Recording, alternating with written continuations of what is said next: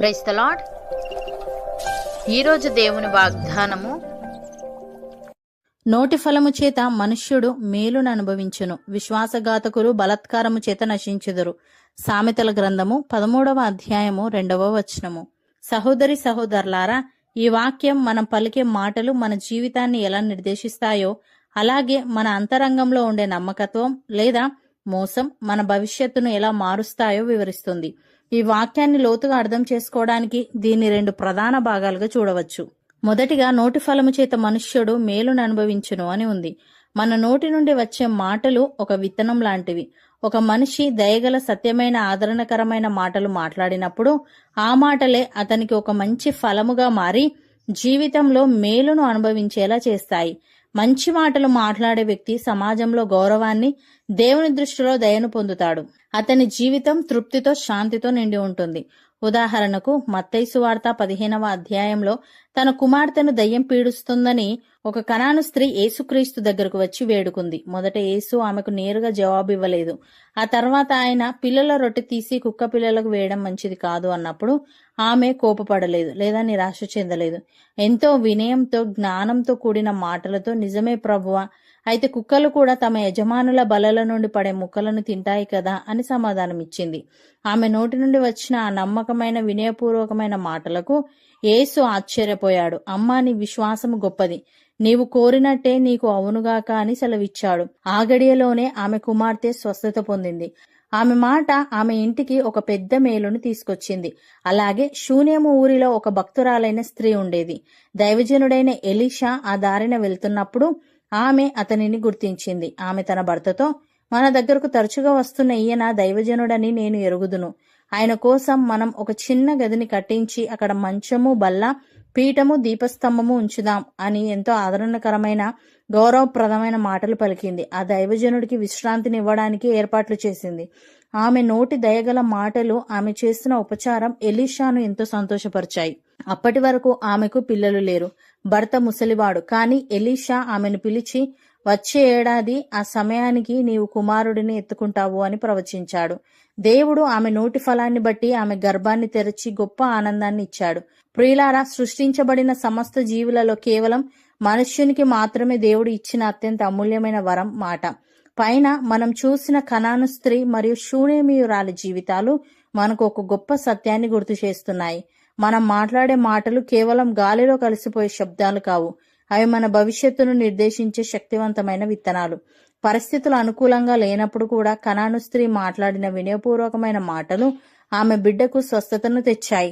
అలాగే శూనేమీయురాలు దైవజనుని పట్ల పలికిన ఆదరణకరమైన మాటలు ఆమె జీవితంలో అసాధ్యం అనుకున్న గర్భఫలాన్ని తెచ్చిపెట్టాయి. వీరిద్దరూ తమ నోటి ఫలము ద్వారానే దేవుని నుండి గొప్ప మేలును, ఆశీర్వాదాన్ని అనుభవించారు. ఇక్కడ మనం నేర్చుకోవాల్సిన పాఠం ఏంటంటే, మన నోటి మాట ఒకరిని గాయపరచగలదు లేదా గాయపడిన హృదయాన్ని నయం చేయగలదు. మనం ఎల్లప్పుడూ దయగల, సత్యమైన, ఆదరణకరమైన మాటలనే ఎంచుకోవాలి.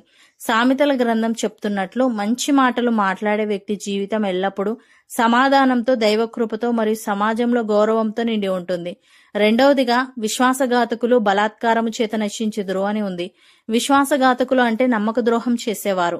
హృదయంలో ఒకటి, బయట ఒకటి మాట్లాడేవారు. వీరు ఇతరులను మోసం చేసి బలాత్కారంతో లేదా అక్రమ మార్గాల్లో లాభం పొందాలని చూస్తారు. ఇలాంటి వారిని వాక్యం చాలా కఠినంగా హెచ్చరిస్తోంది.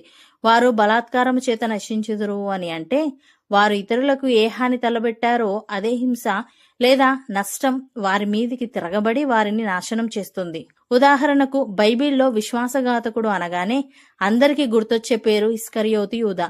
3 ఏళ్ల పాటు యేసుక్రీస్తుతోనే ఉంటూ, ఆయన చేసిన అద్భుతాలను చూస్తూ, ఆయన చేతుల మీదుగానే డబ్బు సంచిని కనిపెట్టే బాధ్యతను పొందాడు. కేవలం 30 వెండి నాణాల కోసం లోకరక్షకుడైన క్రీస్తును ముద్దు పెట్టుకుని మరి శత్రువులకు పట్టించాడు. హృదయంలో ద్రోహం పెట్టుకుని బయటకు బోధకుడా అంటూ నటించాడు. ఆ అక్రమ సంపాదన అతనికి నెమ్మదిని ఇవ్వలేదు. మనోవేదనతో ఆ డబ్బును దేవాలయంలో పారవేసి బయటకు వెళ్లి ఉరిపెట్టుకొని చనిపోయాడు. అపోస్తలుల కార్యముల గ్రంథము 1వ అధ్యాయము 18వ వచనంలో, అతడు తలక్రిందులుగా పడి నడిమికి బద్దలైనందున అతని ప్రేగులన్నీ బయటకు వచ్చెను అని ఉంది. అనగా ఒక బలాత్కారపు చావుతో అతడు నశించిపోయాడు. అలాగే అహితోపేలు దావీదు రాజుకు అత్యంత నమ్మకమైన స్నేహితుడు, ఆలోచనకర్త. అతని ఆలోచనలు దేవుని వాక్యమంత ప్రాముఖ్యంగా ఎంచబడేవి. దావీదు కుమారుడైన అబ్షాలోము తండ్రిపై తిరుగుబాటు చేసినప్పుడు అహితోపేలు దావీదుకు నమ్మకద్రోహం చేసి శత్రువుల పక్షాన చేరాడు. దావీదును బలాత్కారంతో ఒంటరిగా ఉన్నప్పుడు కొట్టి చంపాలని అబ్షాలోముకు క్రూరమైన పన్నాగాలను పన్నాడు. దేవుడు అతని కుట్రను వ్యర్థం చేశాడు. అబ్షాలోము తన ఆలోచనను పక్కన పెట్టేసరికి అహితోపేలు అవమానాన్ని భరించలేకపోయాడు. తన ఇంటికి వెళ్లి అంతా చక్కబెట్టుకుని ఉరిపెట్టుకుని చనిపోయాడు.